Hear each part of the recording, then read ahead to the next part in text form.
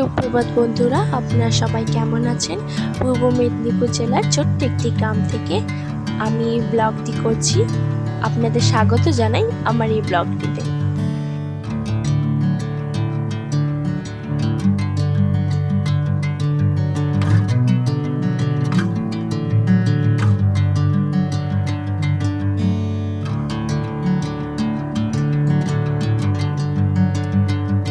সকালে জল খাবারের জন্য ছিল আলু ভাজা আর মুড়ি।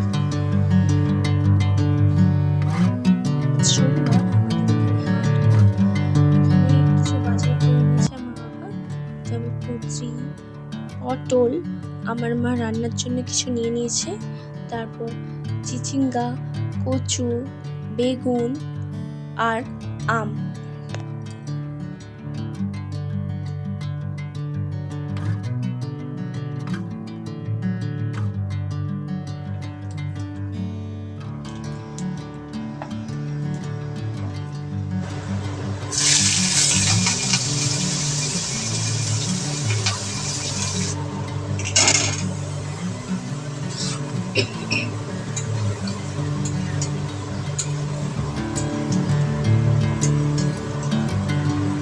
আজকে আমার মা রান্না করেছে কুমড়োর তরকারি, আলু পটল মাছের ঝোল আর করলা ভাজা।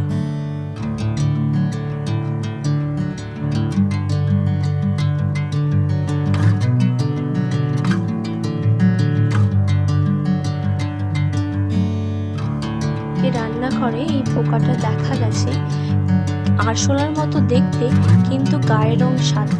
আপনারা যদি জেনে থাকেন তবে কমেন্টে বলবেন।